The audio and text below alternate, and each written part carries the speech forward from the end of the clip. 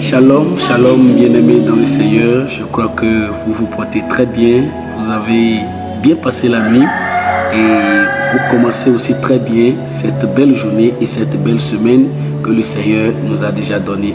Que toute la gloire lui soit rendue au siècle des siècles dans le nom puissant de Jésus-Christ. Alors ici c'est votre serviteur Vigile Videgla. Je suis là ce matin pour partager un petit message avec vous que vous allez démarrer cette semaine avec et que vous allez continuer la semaine avec. Alors sans plus tarder, nous allons lire dans Romains 13 le verset 11 qui nous dit ce qui suit bien sûr. Cela importe d'autant plus que vous savez en quel temps nous sommes. C'est l'heure de vous réveiller enfin du sommeil, car maintenant le salut est plus près de nous que lorsque nous avons cru. Alors que le Seigneur bénisse sa parole. Le passage, c'est l'apôtre Paul qui l'avait adressé aux frères et sœurs de Rome pour réveiller leur conscience, pour les amener sur le bon chemin. Et ce matin, je voudrais emprunter les mêmes pas que Paul pour parler à chacun de nous, surtout toi qui es en train de me regarder actuellement. Alors le thème que je voudrais partager avec toi ce matin, c'est pourquoi. Bien-aimés dans le Seigneur, il y a quelques années, dans nos églises, nous avons des chrétiens. Nous avons des frères engagés. Nous avons des frères qui aiment le Seigneur. Nous avons des frères qui n'aiment pas voir l'œuvre de Dieu souffrir. Nous avons des frères qui cherchaient et recherchaient ce qu'on appelle la fidélité.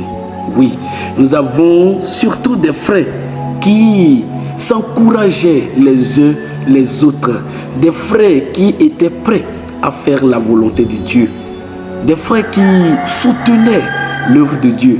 Des frères qui n'étaient pas rebelles aux serviteurs de Dieu ni à la parole de Dieu.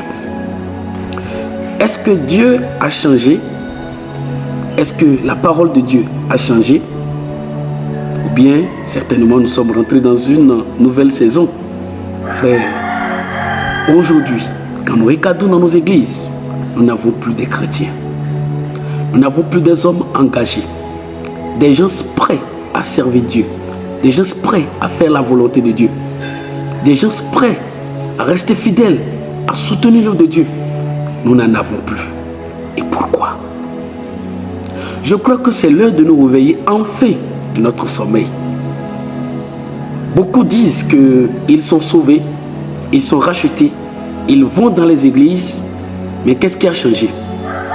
Je pourrais dire qu'aujourd'hui, quand nous cherchons le monde, nous le voyons à l'église. Et même dans le monde, nous ne voyons pas l'église. Il n'y a pas de différence aujourd'hui entre le chrétien et le païen. Frère, pourquoi? Pourquoi nous n'avons plus des gens engagés? Pourquoi nous n'avons plus des gens qui veulent vraiment rester fidèles à Dieu? Qui veulent soutenir l'œuvre de Dieu? Qui veulent faire avancer l'œuvre de Dieu? Pourquoi nous n'avons plus ces jeunes qui sont tellement engagés dans l'évangélisation? Aujourd'hui, quand vous voyez du moins un frère engagé, un frère qui soutient l'œuvre de Dieu, un frère vraiment qui veut rester fidèle à Dieu, aller chercher, c'est certainement quelqu'un qui est appelé à être pasteur, à être évangéliste, à être docteur. Il a reçu un certain ministère qu'il doit accomplir. Nous n'avons plus des frères vraiment qui sont totalement engagés pour accomplir l'œuvre de Dieu. Je voudrais ce matin appeler la conscience de chacun de nous à revenir afin que nous puissions revenir sur le bon temps. Revoyons nos attitudes, revoyons nos comportements et soyons totalement pour le Seigneur. Je vous dis, le salut est plus proche de nous, plus près de nous que lorsque nous avons cru. Jésus est bientôt là, le Seigneur est bientôt là et il a posé cette question: lorsque je reviendrai sur la terre, trouverai-je la foi? Il faut qu'il trouve la foi en toi et qu'il retrouve sincèrement cette foi assise et basée sur lui. Que Dieu te bénisse et que la grâce de Dieu soit avec toi dans le nom de Jésus. Frères, revenons sur le bon chemin.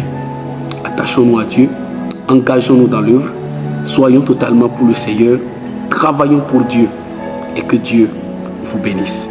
Alors je prie que le Seigneur vous bénisse et que cette semaine soit une semaine de réflexion, une semaine d'obéissance, une semaine d'attachement total à Dieu, une semaine dans laquelle